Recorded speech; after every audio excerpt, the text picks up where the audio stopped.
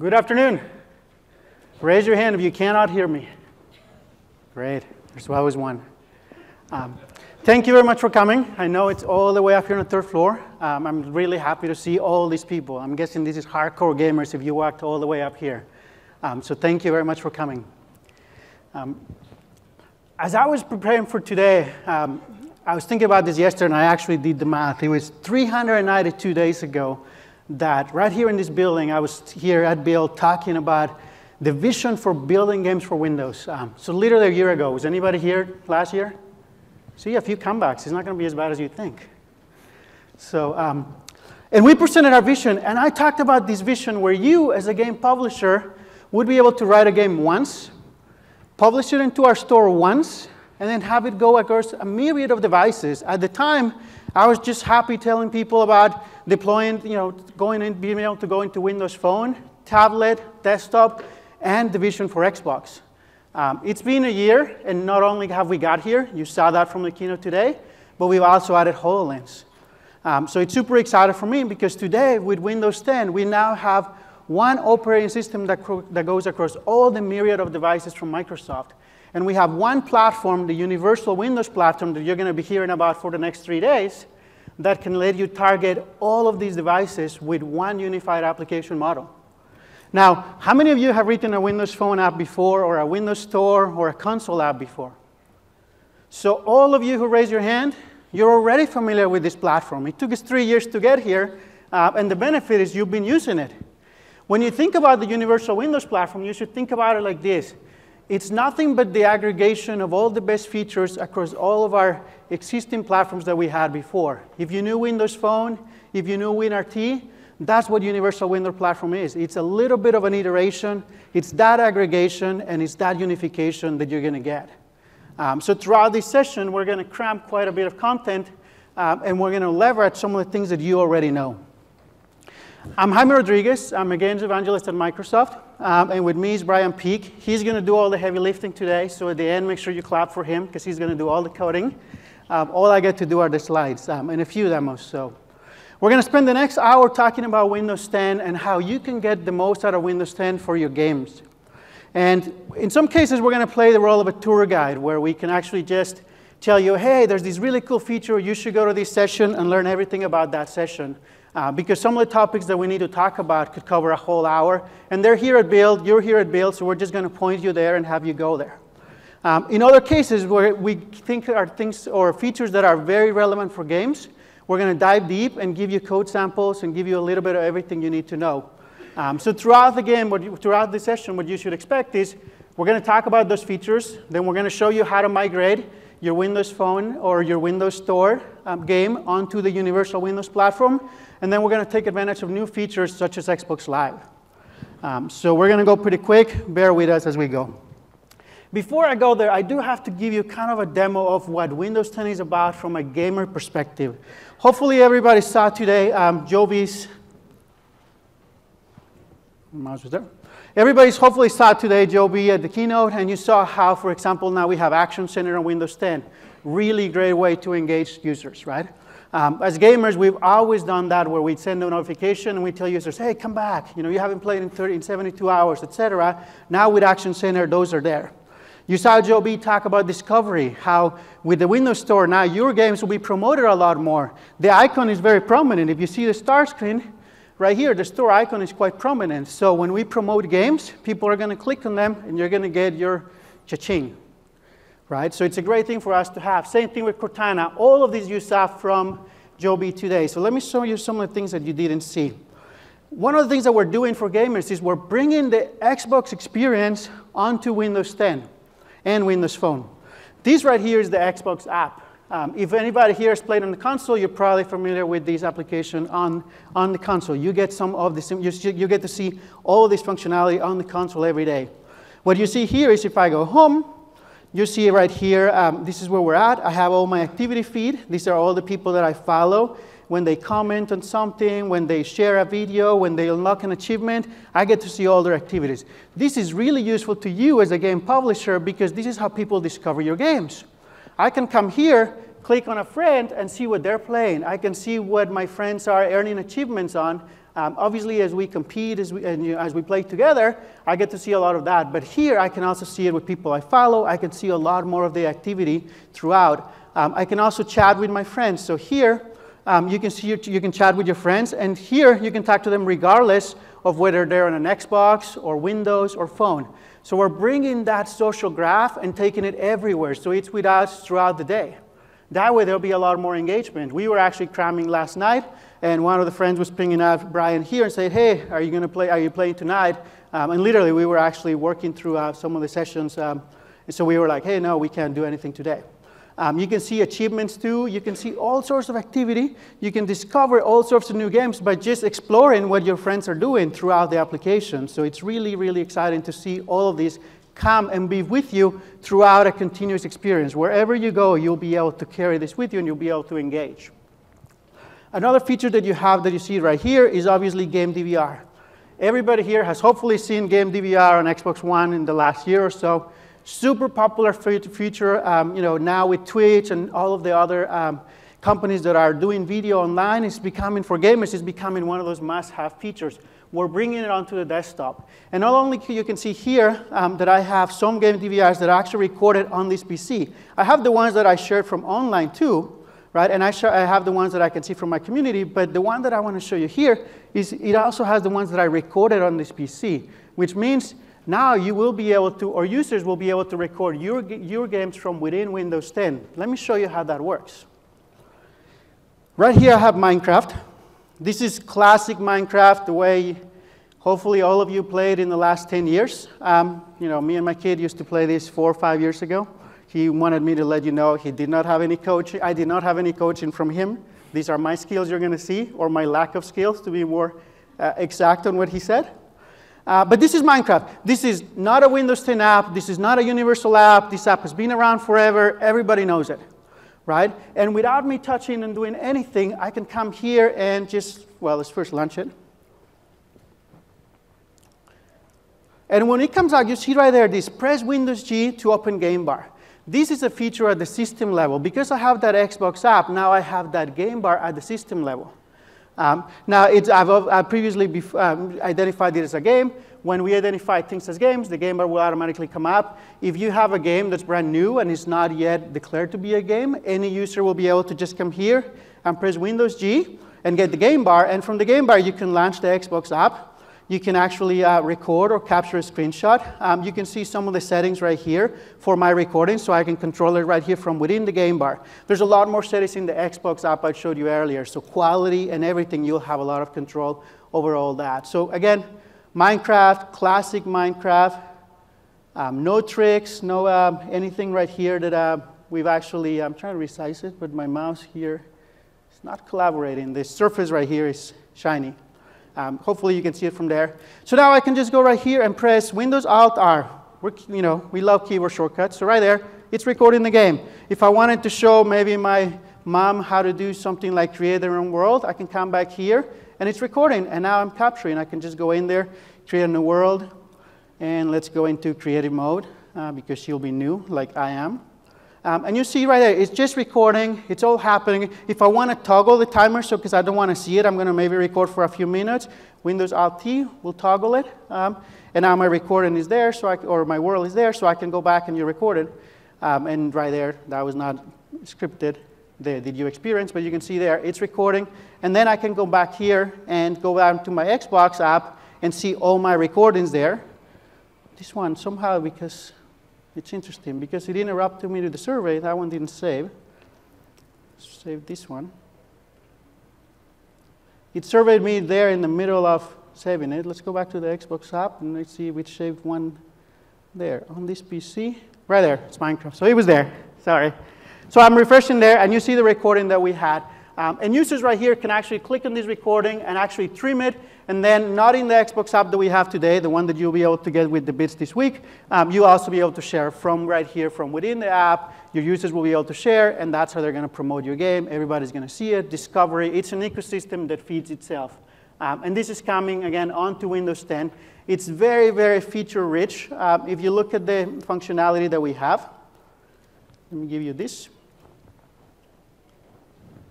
If you look at the functionality that we have, Oh, there's a slide missing here. They have my different slide deck.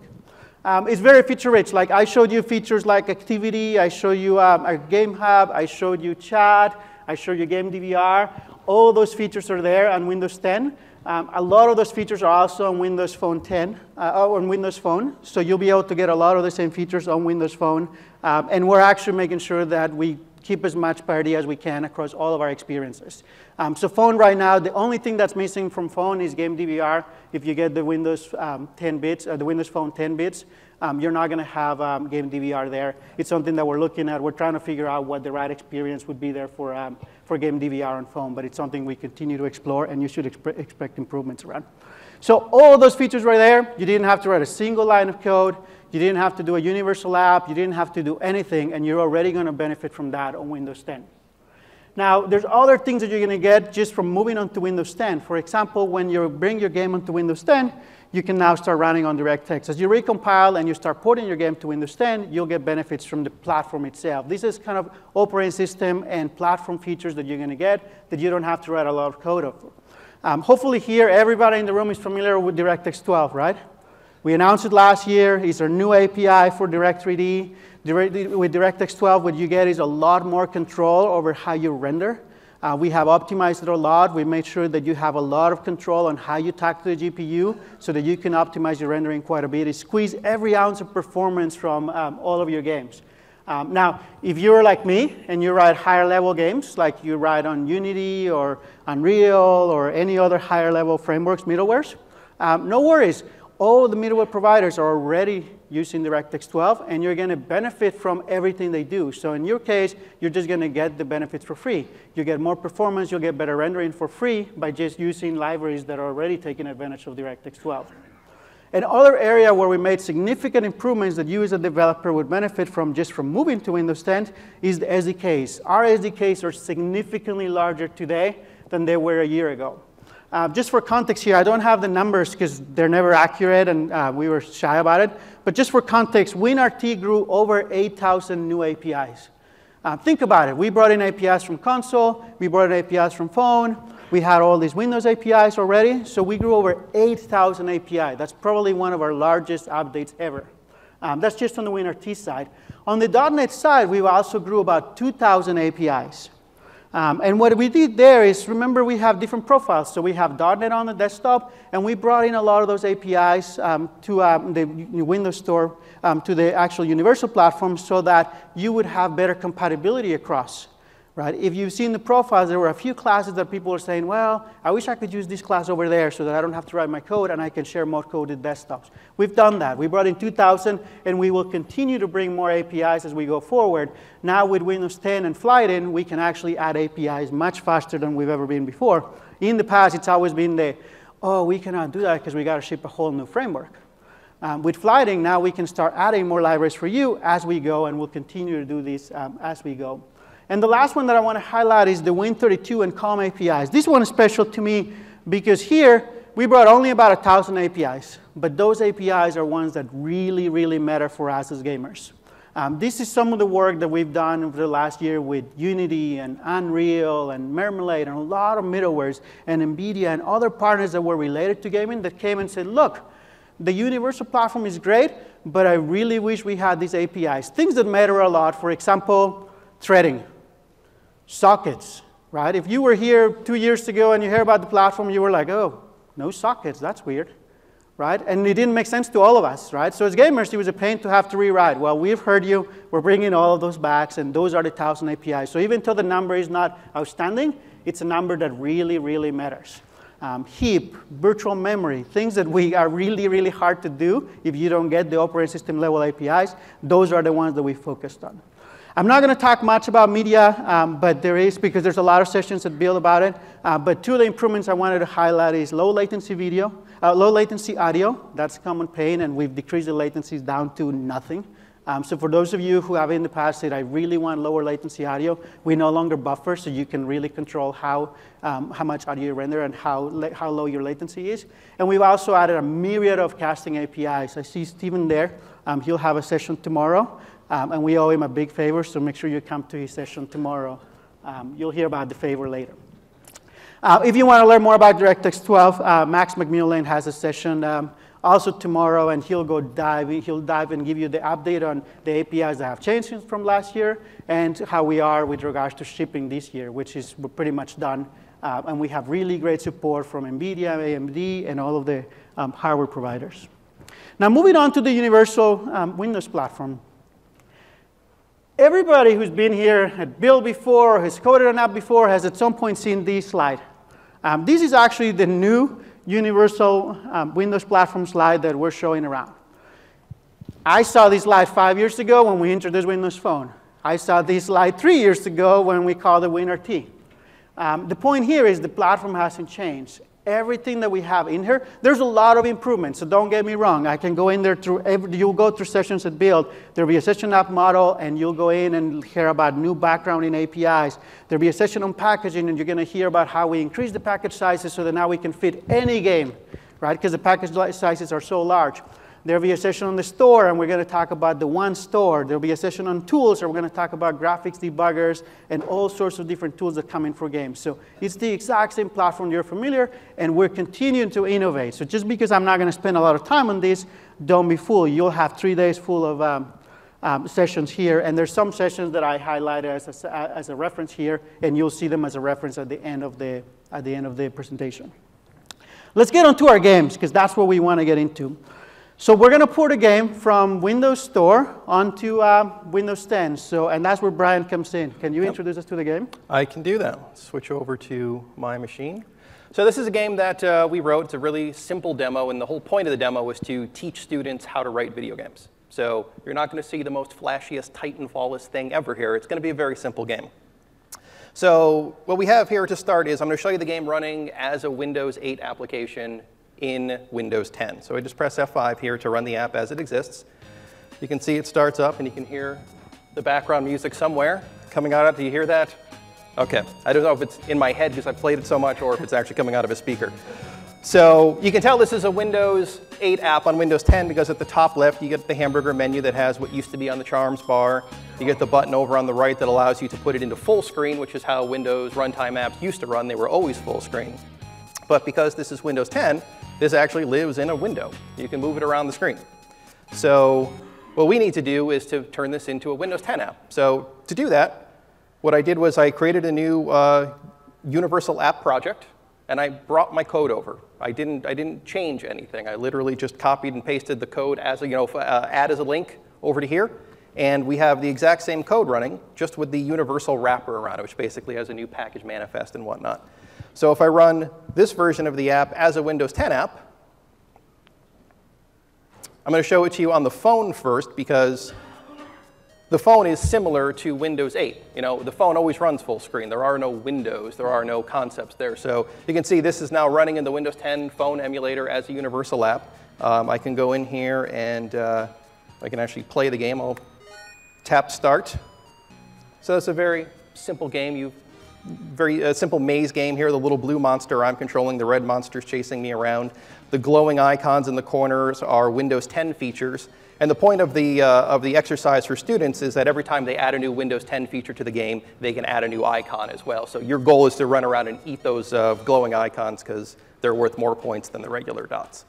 But as you can see, it runs in Windows Phone, and everything is happy because it's a full screen app. But when you move to Windows 10, there are other considerations to deal with windowing. Yep. Can we switch? We can switch. We got this switch back and there forth. We go. So Windows 10, right? In Windows 8, it was full screen. You could snap, but it was always full screen. Your app didn't have to worry about windowing. On Windows 10, first of all, you still have control. So if you want your game to run on full screen, great. We give you an API that you can programmatically call enter full screen mode. Right? If you want your API to run a specific aspect ratio, we give you an API that it can say, hey, here's my preferred size. Here's my minimum size. We give you a lot of control. That said, ultimate control relies with the user. So the user can, at some point, decide, look, I'm going to drag this window from here to over here, and I'm going to put it right here, and it's going to be this size. Therefore, as you write or as you move your game from Windows 8 onto Windows 10, you will have to support windowing. If you do support windowing, we recommend that you actually make sure you handle full screen mode. And another thing that you actually have to do is support activation and deactivation. Now where you run in windowed, the user can have two windows, and you are right there, you're visible, and then the user goes in and clicks on email or whatever it is, Facebook app to send a message or something, and you lost focus, and you need to make sure you pause your game. So you need to make sure you handle the activated and deactivated event in your game. And it's pretty easy. So Brian, why don't you add that to the game? Switch back over and show you how to do that. So this is the same project, haven't changed anything. We just toggled back and forth. So I'm going to jump into the main class. This is a monogame application, a monogame game. So if you are familiar with the architecture there, this will be familiar to you. So the first thing we're going to do here, well, actually, let me run it without making a single code change. So you'll see it running in Windows 10 in a window. So it starts up. That this was the last size that the window, when the user closed the application, this was the size that they had the window. So you can drag it and make it bigger or smaller. But for example, we can come in here and say we want to have it always start up at a specific size. So there's a new class that exists here in Windows 10 called Application View. And if you look at the IntelliSense on this, we get a few things here. We can set the preferred launch size. We can set the preferred windowing mode and things like that. But what we're after is we're going to get the view for the application view for the current window, and we're going to call try resize view. We're going to pass in a new size, and this game runs at 1920 by 1080, so I'm going to pass in 50% of that. So it's going to run basically on a window that's about half the size of the screen. And you see this is called try resize view. You'll find a variety of these methods that start with try. These will return a Boolean to you, so you can tell whether or not you successfully resized. Reason for this is try resize view doesn't necessarily make sense on all platforms. You can't resize the window on phone because phone is always full screen. When you're in tablet mode on a touch device, everything is always full screen. So this doesn't throw an exception. It'll just tell you, oh, I didn't change view. So if you need to do something because of that, I failed. So with that in place, we can run the app now, and you'll see the app resize. So it'll start out a certain screen size and then shrink. Or grow, or actually I probably was already at that size. Let me go ahead and make the window bigger and close. So it saves that new size and run again. And I see the window there shrunk down to that specific size that we set. Now there's a couple other things that hang off of here. This is try resize view. We can set, we can figure out if it's been snapped to the left side or snapped to the right side of the screen. We can get the title bar and set the title bar. We can set that preferred minimum size and whatnot. A variety of things here that you can mess around with. So that's the window resizing. The next thing we want to add is full screen mode, because it's a game. It should, you definitely want to support full screen. So I've already written a little bit of code here to handle the input. So I'm listening for the F11 key. So my input manager class here will let me know when someone has pressed the F11 key. And when that happens, again, I'm going to use that same application view object, and I'm going to check the is full screen mode. If this is true, we're already in full screen. If it's false, we need to enter full screen. So simple toggle here. If we're full screen, we're going to exit full screen mode. If we're not, we're going to enter full screen mode. And again, you'll see here there's another method with a try. So this is going to return that Boolean that's going to tell you whether or not it succeeded. So if we run the app this way, you'll see it'll start out in a window. And then I can press F11 here, zoom it to full screen, press F11, toggle it back. Just that simple to do it. And of course, you can call this at the start of your app. You can set it as the preferred method, whatever you want to do. But always give the user the option to be able to toggle back and forth. Everything here is a window now, and not everything lives in full screen world. So then the final thing, as Jaime mentioned, was activation and deactivation. So monogame handles this a little bit for us. So let me show you the code as it exists in monogame in the game window class. So what they do is hook into core window. Every Windows 8 and Windows 10 application has a core window, and there's a .activated event. So we're going to hook that event and basically check the Windows activated event args here. If it's set to deactivated, we set our global isActive property to false. If it comes in and it's activated, we set isActive to true. So, oops, back in my code here, I'll uncomment this chunk. So I check here in my update loop. If I'm active, then I'm going to resume any sound effects that I had paused from becoming deactivated, and I'm going to call the logic in order to update my screen. Otherwise, if I'm not active, I'm going to pause all sound effects, and the screen update isn't going to happen because it's not part of that else clause. So let me turn the music back on here so you'll be able to hear the music start and stop. We'll run the app with this in place. So annoying title screen music. We go back to Visual Studio, music stops. Go back to the app, music continues. And you can see here, we'll start the game, we'll let the monster run to a certain position. And we'll stop, music stopped, wait a couple of seconds. If we go back, you'll see the red monster will be in the exact spot where we left it because we're handling the deactivated event properly. And he ate me. So that's windowing, that's full screen, and that is activate, deactivate in a nutshell. Flip it.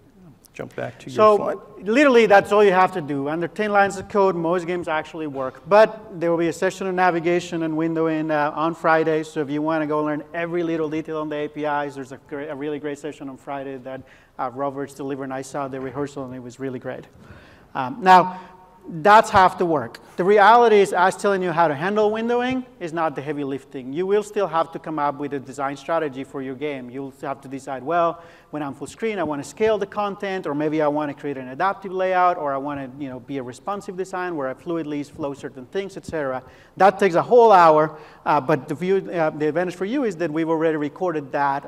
At GDC a month and a half ago, Todd Williams from the Fable team came and recorded a session and said, hey, here's what you need to think about. Here's all the options that you should be considering.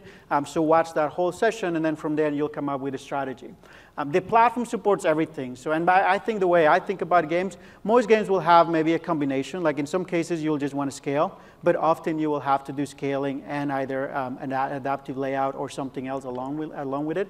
So the platform will support everything, and you don't have to do a huge amount of rework because you've been thinking about these problems forever in other platforms, and it's going to be able to, you're going to be able to bring those same patterns onto our platform with no problem.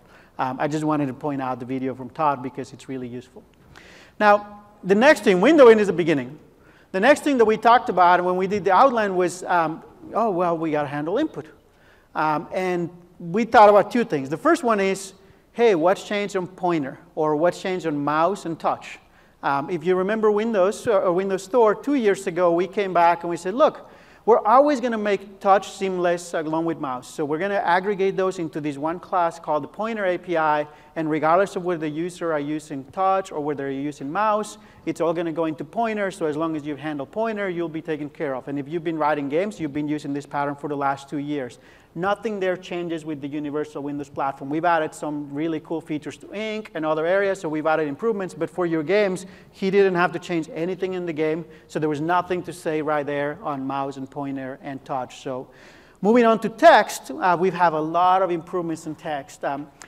I spent a lot of time in the last 2 years porting games from other platforms into Windows, and text was one of our biggest pains. Has anybody ever had to do text on their games and then had to maybe hack a text box where you put a hidden text box somewhere and then you just set focus to it so the zip would come out, right? Or some of us would go as far as pretending to be a text box through Automation Peer and actually doing that.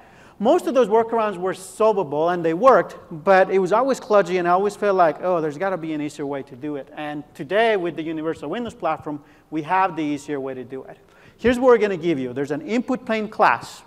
And that input pane class, you have control over when you show it. You have control over when you hide it. When we do show it, or even when the user taps on it with touch and the input pane comes up, you get an event that says, oh, this is showing. So now you know how to affect your game. You can pause your game. You also get the coordinate system. If the input pane is docked, you get the rect size that says, hey, here's how much of the area we're going to occlude. So you have full control over how you handle keyboard. No more of those hacks, no more of that code, and it's relatively easy to show. So why don't we go ahead and code that? Yep.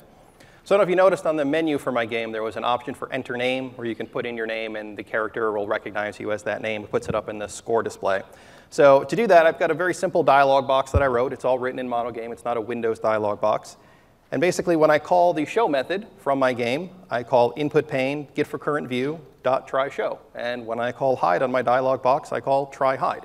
Again, these are try methods. You get the Boolean that tells you whether or not it's available, or whether or not it succeeded. And the reason for this is if you're on a desktop and you have a keyboard connected, it's not going to pop up the device. It's not going to pop up the input pane. If you don't have a touch screen, it's not going to pop up the input pane because you can't touch a non-touch screen. So in this case, what I'm going to do is I'm going to set my laptop here to tablet mode.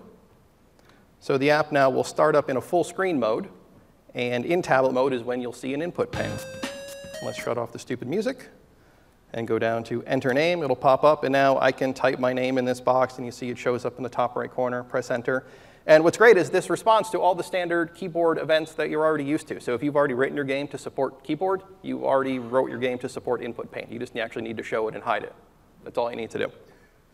Very simple. 2 lines of code. I see some friends that I've worked with in the past, and we've implemented automation peer, and it was a couple hundred lines of codes, no refunds. Okay? That was good advice at the time, no refunds. We're even now. We got it in there, and it's in the platform, and you'll be able to use it going forward. So another area with input, of course, is now that we have this myriad, this huge family of devices, we need to worry about the controller. And here's a good example of where we bring and how the Universal Windows Platform brings the best stuff from everywhere.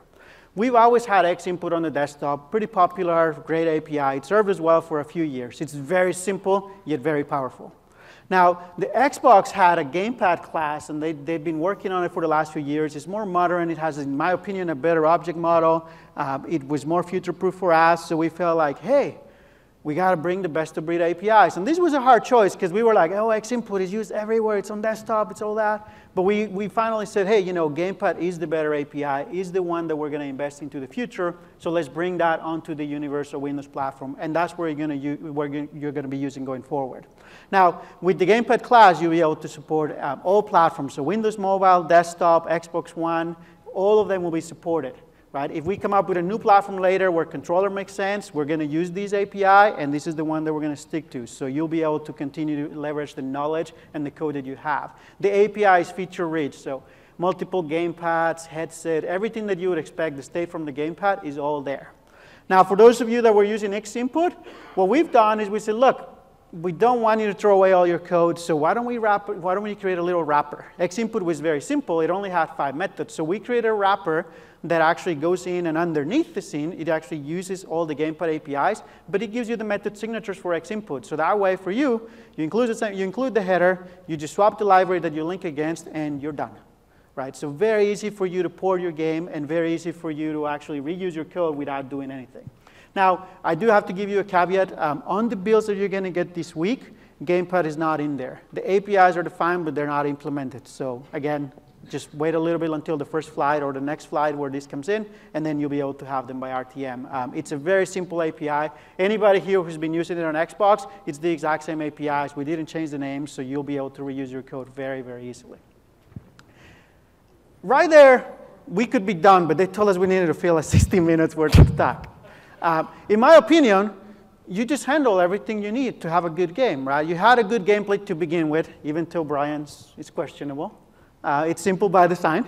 But we had a great gameplay to begin with. So, you know, we added the window in. We added all the input. So we're there. We can start taking advantage of new features. And here, why don't we go ahead and go for the big enchilada, the really huge innovation that we have for gamers on Windows 10, and that's Xbox Live.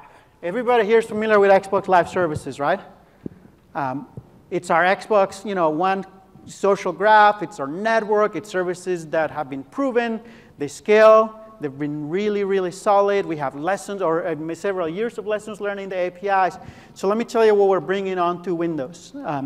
First of all, we're obviously bringing identity and social, right? So you'll be able to get a person's profile. You'll see their social graph. You'll see their game clips. Pretty much everything that I show you on that Xbox app, all of that functionality comes with identity and profile, and you're going to get all that. The next thing that we're bringing is the data platform, so that if you want to write achievements and get real-time activity and do a lot with the data, you will also get all that. And then the last time that we're giving you is multiplayer. Now, if you're familiar with Xbox Live, that's everything. So we're bringing all the services, we're giving you the same APIs or equivalent APIs, and you'll have feature parity as we go across. Now, obviously, we'll do the right thing by the form factor.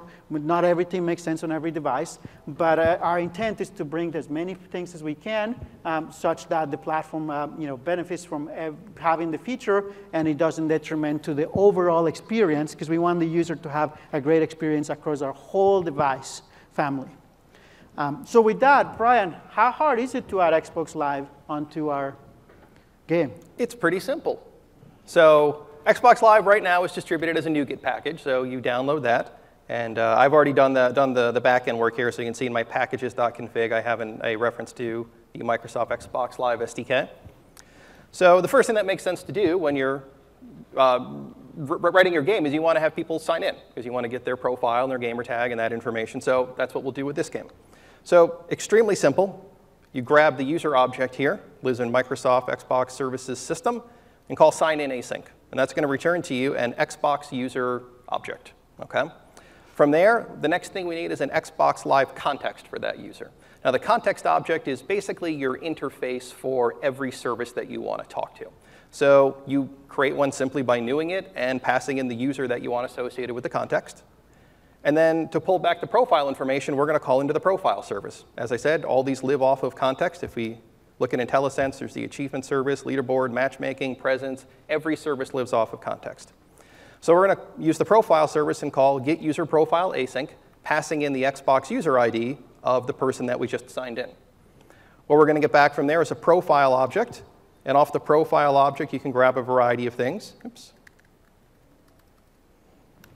You can get the account tier, so if they're gold or silver, you can get their current gamer score, their gamer tag, their user ID, the Xbox user ID, which is just a unique identifier that identifies them to Xbox Live. So what we care about is the gamer tag. We're going to assign that to our gamer tag property. And with the gamer pick, we're going to display both of those things in the top right corner of our screen. Gamer pick is handed to you as a URI. So you can actually look at this in the debugger, launch Internet Explorer or Spartan, hit that URI, and you'll get their full-size gamer pick. So I just wrote a chunk of code here that converts it to something that Monogame can use, which is a texture 2D, and I assign that to my gamer pick. So if I go back to my original monster game here, I'm going to uncomment the line that signs us in, calls that Xbox Live Manager, and I've encapsulated all the Xbox Live stuff into this Xbox Live Manager class just to keep it all in one place. So if we run this, you'll see that we're going to log in. And it's going to log in with the Microsoft account of the user that logged into Windows 10. So when you set up, it always asks you, do you want to log in with a live ID? You type in your Microsoft account, formerly live ID, formerly passport, formerly 17 other things. But you log in with that, and that's the one that gets tied to the application. Now, if you are a domain user or a local user, it'll prompt you instead. It'll say, hey, what live ID, what Microsoft account should I use for this? And you can type that in for that application, and it gets tied to that app. But as you can see here, we already logged in. We've got the gamer tag. This is a dev account, so it's got kind of a cryptic name to it. And one of my favorite gamer picks, the picture of the angry toast. So really, 3 lines of code to log into Xbox Live and pull back the profile information of that user. Now, this code really matters. Can everybody read that? I just want to make sure, because these are the 3 lines of code. As we go forward, these are the lines that we want you to remember. Can everybody read it? In the back? You're good? OK, good. Sign in, context, get user profile. Yep. So I can see, yep. So I want to highlight, before I move into the next slide, I do want to highlight there's a really great full 1-hour session. Again, we did it all at GDC. By the way, all of our gaming content this year, everything that we had to announce for the whole year, we announced at GDC. There's 16 hours of videos in Channel 9. Go there and watch it. If you were at the keynote today and you're thinking, hey, where's all the gaming content? It was done a month ago at GDC. Phil Spencer stood up on stage, shared the vision. It's a great vision. We're super excited. So make sure you go back and watch a lot of that if you're feeling like, hey, I want to dive deeper into games. And Build is all about helping you dive deeper into the platform. We have this overview session, so we can point you to that. But you should be watching that so you can get the most out of it. In this case, BJ, the principal PM who manages this API, had a really great session that we learned everything from. That's how we coded our app. And it was 3 or 4 weeks ago. So literally within a couple of days of watching this video, we were up and running once we got the SDK. So moving on, so we have profile. We want to have data, right? We want to have achievements. We want to have leaderboards. We want to have that.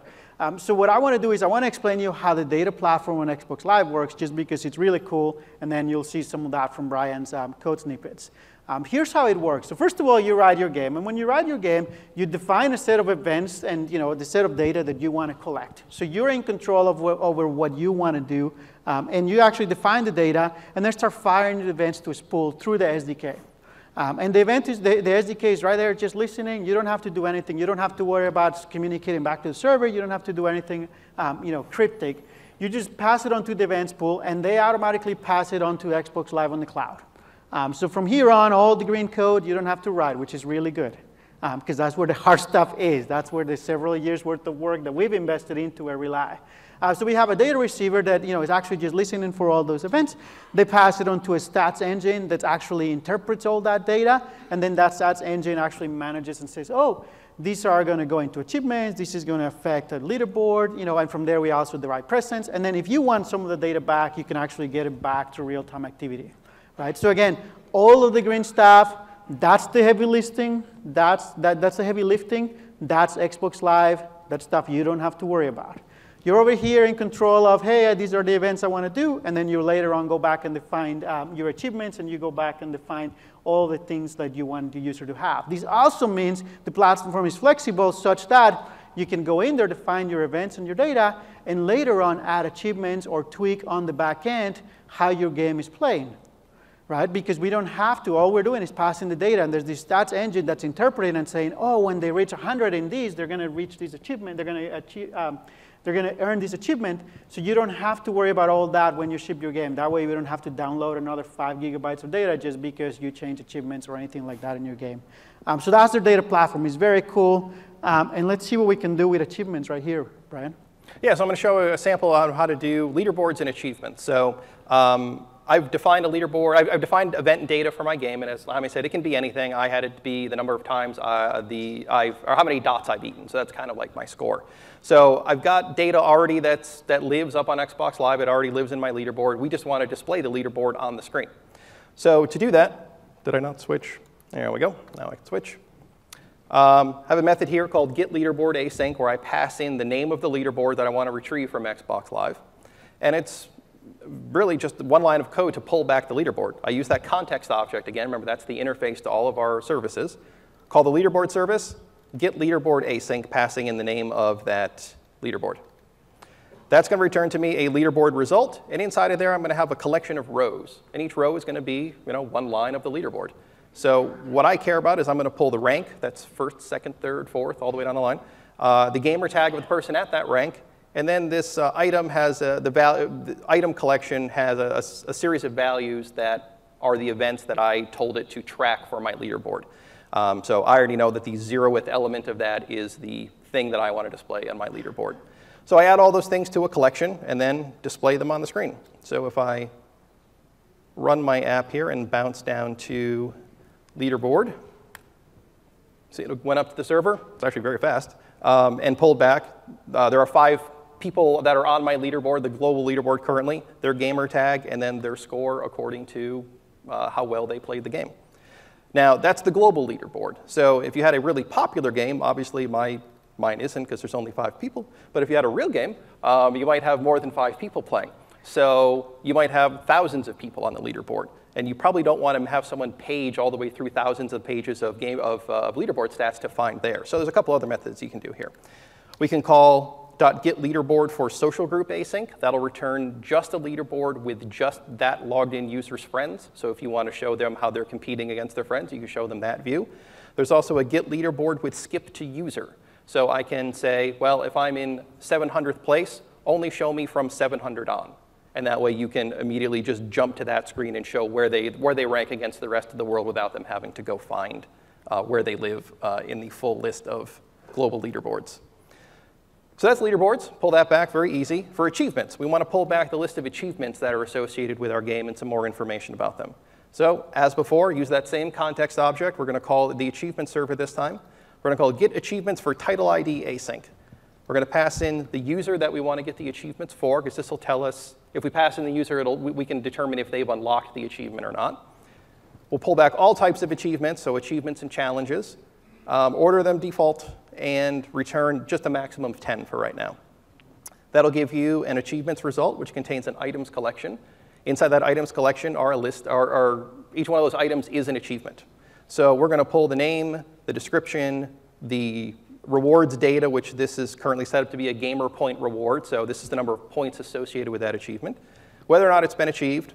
And then, as with the gamer pick, you'll get a URI that maps to that achievement image. And if you guys have played on Xbox One, you know the achievements are these big high-res 1920 by 1080 screens that you can use as backgrounds in your dashboard. So these are really high-res quality images. So we just pull those things back, and now we can draw that inside of our game and get a nice integrated experience. So I'll jump down to achievements, and it will load them up. So this game has 5 achievements here. So this, again, this was the name at this line. This is the description. This is the score. The image in the background is the image associated with the achievement. So really, each one of these things was just a single line of code to retrieve the data, and then whatever code you want to write to format it and display it. Very, very simple. Yep, tap it. Now, it's interesting. He just said it right. It's one single line of code to retrieve the data, and then I assure you that displaying the data is a few more lines of code. It's definitely more than one.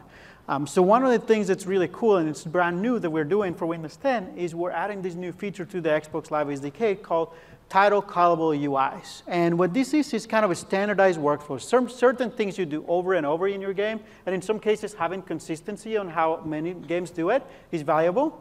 So we're giving you some of these title callable UIs such that you can actually, in just a few lines of code, much less than you would if you'd render everything from scratch, you can actually call specific workflows. For example, right here, live profile card. Whenever you need to show somebody's profile, we give you a card that you can actually use. It's consistent. All users will be familiar with it because they might see it across other games. So it's a good way for you to very quickly get some profile card up and running without having to have a custom experience if that's the way you want to go. One that I see a lot is multiplayer invite. This workflow is actually kind of hard. Inviting multiple players, displaying them and making sure that you can click on the right sequence of buttons, etc. That's actually hard. So by us giving you the flow already implemented, you just lay it in there, a few lines of code, you're done, right? And the same thing we do with achievements. So you get the best of both worlds. On one, Brian showed you one line of code, you get all the data, you have full control over how you render it. You can create this really immersive, brand new experience. We love those. And on the other one, you can say, hey, I don't think I need that. This is just a profile card. I can go with the standard UI that users will be familiar with, few lines of code, and you get the best of both worlds because you didn't have to write a lot of that code. So that's what we have with title callable UIs. Now, the Xbox Live SDK today, you've seen it. It's easy enough. I'm sure you're wondering, OK, how do I get it? First of all, it's not on the platform. It's not on the bits that you actually are going to get this week. It's a special or a different SDK that right now we still have in preview mode. And the way to get it is to just join the ID at Xbox program. This is a feature that we have that we expect to be available to everybody in the platform over time. But this is something we haven't done in the past. So we're kind of going to follow a stage rollout model. We want to make sure people succeed. We want to make sure we get all the kinks out of the way. And then we'll make it available to everybody. So the way to join today is pretty simple. Just go to http:/xbox.com/ID. Apply to join the program. The program is now being updated, so we can take Windows 10 title. The bar to enter is lower, of course, since we're now taking Windows 10 titles. It's not the same than you've had to do with console. So it's actually much easier for you to join, and then you're going to get the benefits from there. And the benefits are, or one of the benefits among there is that access to that SDK, so you can take advantage of all the features that we just showed you. So go ahead and apply. They're taking applications now. It says coming soon, but I checked with them, and they said, hey, we're already, anybody that applies, we do get back to them, and all that is not something that's coming in the future. It's something that we're thinking about immediately. And the next thing that I want to talk about while we're here is talk about the ecosystem update. Because as you see, we have the APIs. We brought in our SDKs. We're pretty much ready with regards to Windows 10. We're very, very far along. And now our partners need to come along with us because we know you care about the partners like Unity or Marmalade or any middleware, any kind of library that you're using. A lot of these partners are here on this partner show plan downstairs. So you should go talk to them if you're interested in any of their SDKs. Most of them will have RC bits. We're all going to be rolling them out in the next day or two because the whole when things should be rolled out, like today or tomorrow, is a little cloudy. But everybody's getting ready, and we're really excited to point you to their partners booth and having you go ask them, hey, when are your bits going to be ready? Here's what I need. I know a few of them that released today because I got the email. Monogame, you can download from their website already today. I know Cocos 2D, which comes from Microsoft because it's an open tech, open source implementation. It's already posted online. I know Yo-Yo was posted earlier today, and Marmalade will also be posting in the next day. So pretty much when it comes to middleware, we think we're ready. If there's one here that you don't see listed, don't think about, or don't assume that it's not there. I just pointed a few that we know we're working with that are downstairs that we've talked to and we've been coordinating with. But there's a lot more coming. So if you see one that's not listed, just come talk to us afterwards, and we'll make sure we track it for you. So on that side, we're pretty ready for the ecosystem to come, and we're ready for your applications to come. And with that, let's talk about what we just saw. Oh, wait, Jaime. I think these people want to see a game deployed to an Xbox console, right? Yes? Is that why you're here? All right. Yeah, I mean, why else would you come to this session? So how much code do we have to change to go to console? So I'll show you. I'm just going to press F5 in Visual Studio here with the target being my Xbox over here, which is it on? That's where I wanted it to be on the screen. And while it deployed before the session, F5 it. F5 it. Am I still on the network? Am I on the same network I started with? Is the Xbox on the network? Oh, boy. Oh, the Xbox is live. Well, there's a pre-deployed version of it. I was going to do it live, but there's the game running on Xbox right now, so you can. So that is the exact same game. Same game. Code changes. Right? So that's the exact same game. If you summarize it today, and we should, you saw that game. We took it from Windows 8, and we dropped it on Windows Mobile or Windows Phone 10. No code changes, and it worked, right? Because everything was full screen. We also made a few code changes here per input, and we actually did a few code changes for Windows 8 for Windows 10 on the desktop. And then that is the exact same game you're seeing right now on the console. No code changes. Okay. And that's monogame. By the way, we show C# because it's easier to type on stage.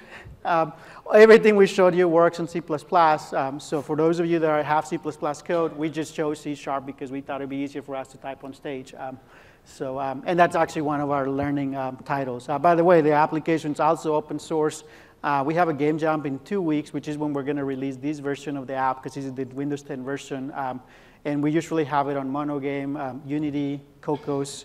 So we have it on different platforms, so you can go download it as a sample and get a good baseline to get jump started and see some of the APIs. That said, he tweaked 20 lines of code throughout the day, so you probably can get away without us giving you the sample. Yep. So again, let's close on what we saw, because we want to make sure you leave with understanding where we think we're at. With Windows 10, we now have one core operating system against the whole family of Windows devices, right? Phone, desktop, tablet, console, HoloLens. Oh, you thought I was going to give you something new, right? Nope. Whatever comes next, you'll be there, right? We also have one application platform that goes across the whole family of devices. You saw it right there. 0 code changes, and we were on the console, right? That is power right there. You will be able to reuse your game. You will be able to take everything you have and take it to different platforms. We brought this gaming network onto Windows. We brought that same gaming network experience onto the phone, right? So now you have access to Xbox Live. You have this very large social gaming network that you can take advantage to make sure that your game goes viral quicker, make sure your people are interacting more, make sure there's more engagement, so you can take advantage of everything that we had on the console and apply those same patterns on the mobile devices or on your desktop. I didn't cover a lot in one store. There's 3 sessions throughout the conference, at least 3 that I know of that where you're going to go in the next 2 days, learn more about the one store. So I didn't cover a lot more than that, but I can tell you this one thing. A year ago, I said you will publish it once. You will publish it once. That's the one thing you're going to learn in the next 3 days. So hopefully that's what you wanted. And with that, our takeaway is pretty simple. All these benefits, and all you have to do is tweak your code a few places, 20, 50, whatever it might be, a few lines of code. You got to get ready for Universal. If you're on Windows Phone 8, or if you're on something like Windows Store for the 8.0 version, make sure you start moving to Universal immediately, right? Remember, we have this program over the next year where we're going to tell people the first upgrade to Windows 10 over the next year is free. So we expect people to migrate quickly. You want to be ready. You want to be one of those people that gets there early, because those people tend to make more money. So go ahead and go universal. It's that simple for our takeaway. I will have this slide again for your reference, so you can go see all the sessions. If I was to call out a few, Adam Tuliper is going to be here on stage in the same room after us. He's going to show you Unity running on the Universal Windows platform. Max McMullen is going to talk tomorrow about DirectX 12, much, much deeper for those of you that need to get down to that lower level. Barkley Hill and Jason will talk about our new packaging, so you understand sizes and how one package goes across all of the platforms. So that's a really great session. Screencasting, again, Steven is here. He let us borrow his Xbox because ours failed earlier today, so you got to come to his session because we owe him big. Make sure you go to that one. And then on Friday, I want to highlight this one because this is the very last session, and it's probably, for me as a gamer, it would be one of my favorite ones. The one that says 765, it's app-to-app communication. If I was to tell you the problems that I think people on games from the last year and a half, when I helped lots of partners come, told me, hey, this is what's really hard to solve. Everybody wanted to solve input. We've solved input. Everybody wanted to solve, store problems, or wanted to improve on the store, and we've improved a lot of that on the store. And the last one that everybody asks us about is app-to-app communication, right? How do I do offer walls? How do I communicate across my apps? How do I cross-promote? On Friday at 2 o'clock, that one session right there that says app-to-app communications is where you're going to learn a lot of that. You're going to learn how to communicate across apps, how to share state across apps. So for everybody here who has games, you want to usually go publish 20 games. You want to make sure you have offer walls across them. You want to make sure you communicate across, cross-promote them. That's where that session is going to be. So make sure you don't miss that one session. And with that, we thank you very much for coming. We're going to put the QR code so you can evaluate while you're here, because otherwise you'll forget. We take your feedback very seriously, so make sure you let us know what you like, what you didn't like.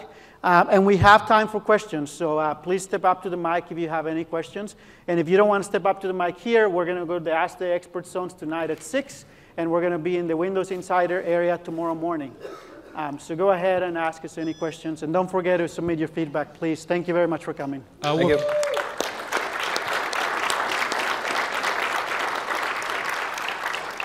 With previous generations of the Xbox, deployment to the Xbox or use of the Xbox Live services required additional agreements and contracts. Is that also the case with the Xbox One, or is deployment and use of those APIs going to be open to us as developers without additional contracts? Yep, that's a great question. So the question is, hey, you have, for example, you might have a retail Xbox at home right now that you cannot deploy to because you don't have an XDK agreement and all that.